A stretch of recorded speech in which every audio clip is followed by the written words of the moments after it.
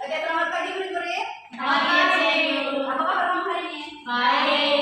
Oke, bagus kalau kamu baik. Oke, hari ini sebelum kita mulai pada tajuk besar kita yaitu peribahasa, Cikgu mau tanya dengan kamu. So, itu tugasan yang Cikgu bagi hari itu yang membaca terus kamu kasih senara itu peribahasa dalam setiap unit dalam buku teks itu sudah kamu buat? Sudah. Betul kan tidak? Betul. Oke, bagus kalau sudah. Tapi Cikgu mau Cikgu mau uji dulu. Oke. Kamu semua ambil kamu punya kertas ah? Cikgu mau tengok.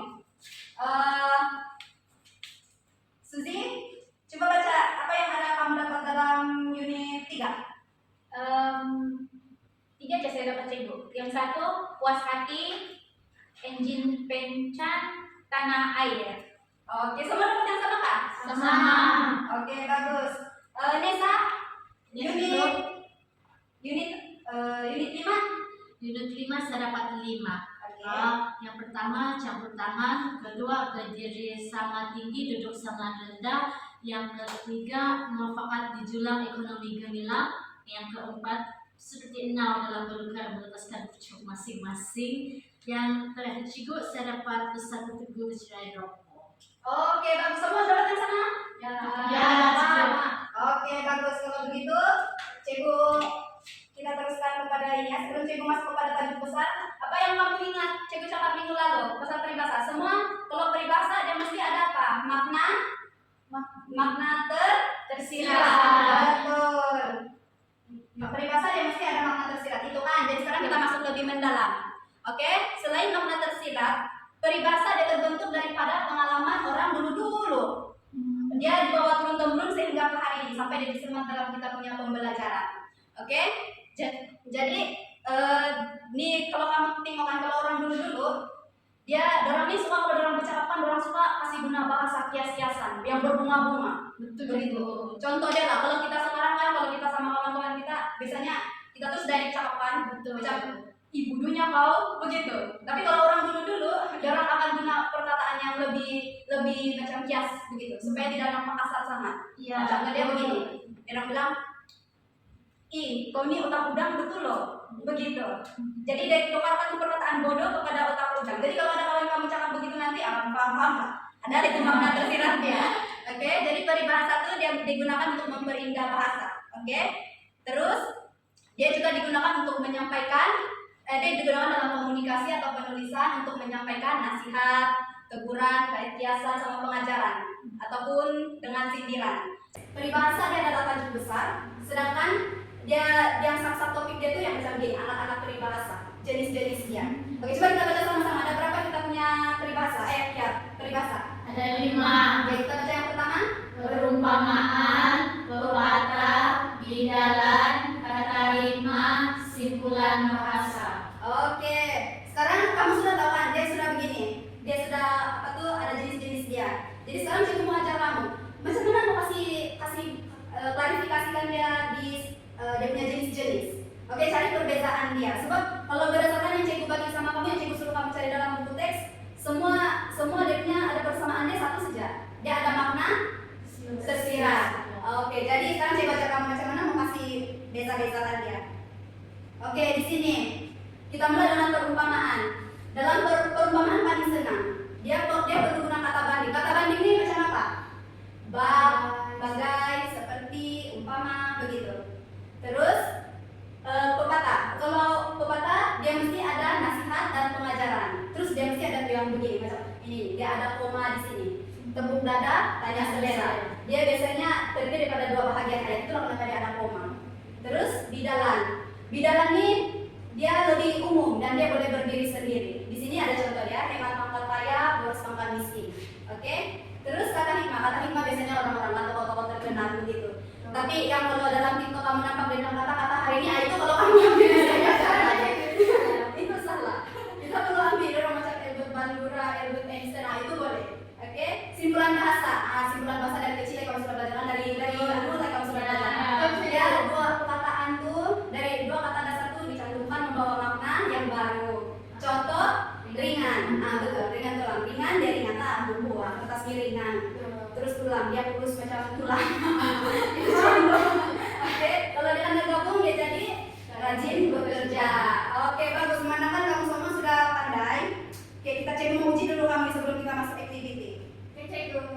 Oke, yang pertamanya apa?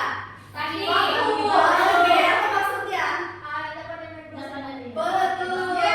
Jadi apa tuh dia dalam jenis apa? Simpulan bahasa. Betul. Nah, ini cincin dengan permata. Jadi apa dia punya peribahasa panjang? Pakai cincin dengan permata. Betul. Oke. Jadi dia ada apa maksudnya?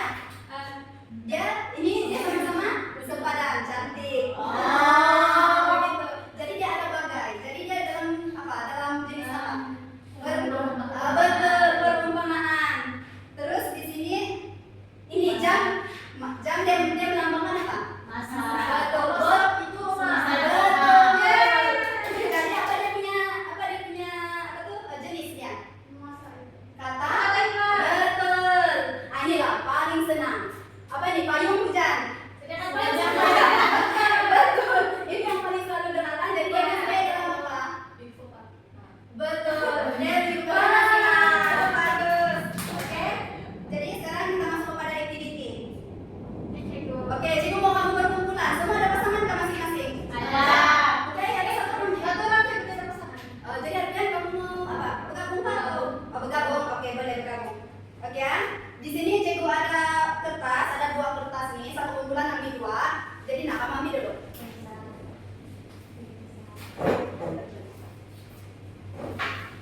Lepas itu cikgu mau kamu buka kamu punya buku teks page 48. Oke, sudah? Sudah. Oke ya. Cikgu bagi kamu 5 menit. Kamu senaraikan peribahasa yang ada. Terus kamu kasih senarai, kamu cari maksud dia. Lepas itu kamu kasih tentukan jenis-jenis dia. Boleh kah? Boleh. Oke. Kamu buka buku teks apa? Satu observasi sebelum membaca. Ada nggak ini? Observasi ini berbagai belakang. Buku teks. Oke, semua berkulit sudah selesai? Sudah. Oke, bagus. Sekarang cikgu mau panggil, cikgu bagi kamu, cikgu sebut, cikgu pilih secara random kumpulan yang terpilih. Kamu baca perengganku, perenggan yang cikgu suka baca. Lepas itu, kalau ada kamu cakap ada, kalau tidak tidak. Oke, kamu bagi tahu maksud dia dengan jenis peribahasa ya. Oke? Oke. Kita mulai perenggan 1. Cikgu mau Asuzi, mulai perenggan 1. Barengan 1. Kita sering mendengar peribahasa, peribahasa yang berbunyi bulat air karena pembentuk, bulat manusia karena mufakat. Peribahasa ini menyarankan kita agar saling bekerja sama dalam melakukan sesuatu perkara. Sesungguhnya banyak manfaat yang kita peroleh dengan bekerja sama. Di sini saya jumpa bulat air karena pembentuk, bulat manusia karena mufakat, yang bermaksud keharmonian dan kejayaan dalam masyarakat terhasil daripada sikap kerjasama dan bermufakat. Jenis dia bidalan. Oke, betul. Jadi, kenapa dia dikatakan sebagai bidalan? Sebab Dia ada koma. dia umum. Dia umum, oke? Kalau yang ada koma dia pepatah, oke? Dia umum, bidalan dia umum, oke? Terus dia bulat air kena pembentuk ini, dia punya peribahasa nih, memang betul dia punya maksud bekerja sama, oke? Dalam satu kumpulan begitu. Oke, bagus. Sekarang kita cek cara perenggan kedua. Vivi, coba perenggan kedua. Mau berdiri lancar. Boleh juga. Dengan bekerja sama kita dapat menjimatkan tenaga dan masa. Hal ini dikatakan demikian karena sesuatu pekerjaan itu disiapkan bersama-sama oleh anggota masyarakat. Bab kata pepatah berat sama dipikul, ringan sama dijinjing. Sebagai contoh, kebersihan kawasan kediaman dijaga oleh setiap anggota masyarakat. Oleh hal yang demikian, kerja yang berat menjadi ringan, kerja yang susah menjadi mudah.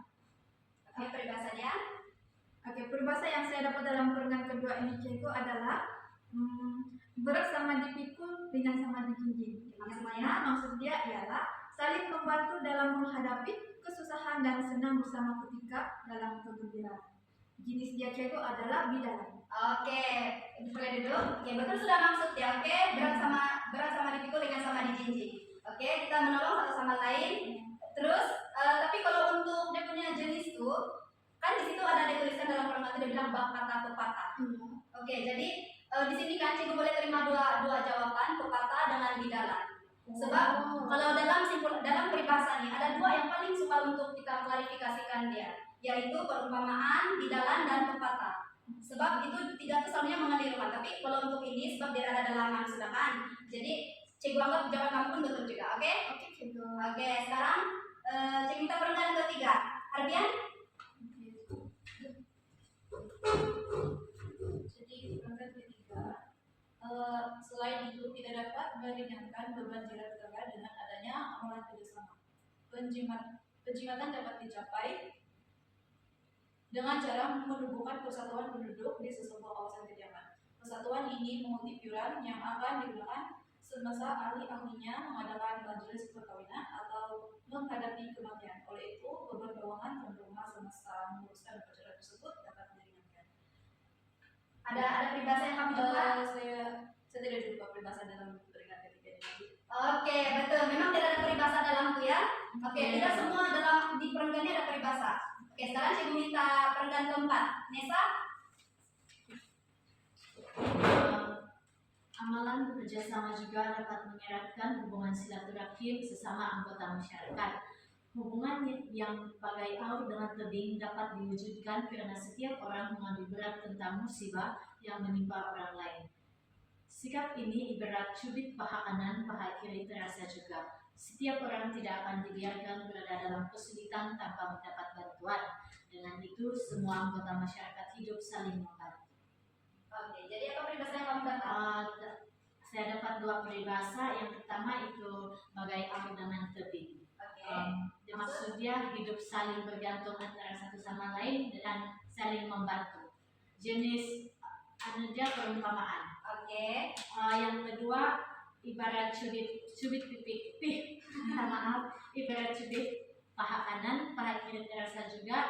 Maksud dia jika seseorang dalam satu kumpulan atau keluarga yang menghadapi kesusahan, ahli yang lain juga akan turut merasainya. Sama juga jenis dia perumpamaan juga. Oke, betul. Kenapa dia disebut perumpamaan? Sebab dia ada sebagai, seperti, ibarat, betul kan? Betul. Oke, maksud dia pun betul. Jadi perenggan terakhir, Olga. Perenggan terakhir, kesimpulannya, nilai yang baik ini mestilah diamalkan oleh setiap anggota masyarakat. Dengan bekerja sama kita berharap agar kehidupan yang aman dan harmoni di negara yang tercinta ini dapat dikekalkan. Oleh hal yang demikian, amalan bekerja sama ini perlu disempurnakan dalam sanubari anggota masyarakat sejak waktu sekolah. Oke, bagus. Ada peribahasa yang kami jumpa? Oke, sekarang kita punya sudah tamat. Tapi sebelum itu, ini kan tadi kan semua kamu punya apa nih ayat-ayatnya semua berdasarkan daripada buku teks kan. Jadi sekarang cikgu tadi udah bagi kamu satu kertas tadi kan. Ya. Oke, cikgu mau kamu buat itu, kamu kasih kumpul, kamu buat satu peribahasa, kamu buat satu ayat untuk peribahasa yang kita bincang tadi. Kamu sudah paham kan maksud dia? Paham. Oke, jadi cikgu mau kamu buat ayatan. Cikgu bagi kamu 2 menit cukup kan? Cukup. Oke, 2 menit kamu mulai sekarang. Oke, murid-murid sudah selesai kan? Sudah. Oke, cikgu panggil secara rawakan. Oke. Cikgu. Olga, baca satu. Oke, kami punya pilihan bagai aur dengan tebing. Contoh ayat, penduduk kampung itu hidup bagai aur dengan tebing, saling membantu antara satu sama lain ketika menghadapi kesusahan. Oke, bagus Olga. Berbagai aur dengan tebing. Oke, bekerja sama dalam menghadapi satu cobaan. Oke, oke. Pemahaman sudah bagus. Sekarang kita pergi kepada yang kedua lah. Sudah. Bibi, boleh baca? Oke, peribahasa yang saya pilih ialah berat sama dipikul, ringan sama dijunjung. Ayat yang saya bina, dalam keluarga kita haruslah saling membantu antara satu sama lain karena berat sama dipikul, ringan sama dijunjung agar tiada yang terbebani. Oke, betul. Alhamdulillah kamu semua sudah memahami. Oke, sekarang nih tadi kan cikgu suruh kamu buat tantangan minggu lalu. Oke, jangan dulu kamu hantar itu. Oke, cikgu mau sekarang kamu sudah belajar pasal jenis dengan maksudkan. Jadi cikgu mau kamu teruskan dari yang unit-unit itu, yang peribahasa yang kamu sebenarnya itu kamu buat maksud dia dan juga jenis-jenis dia.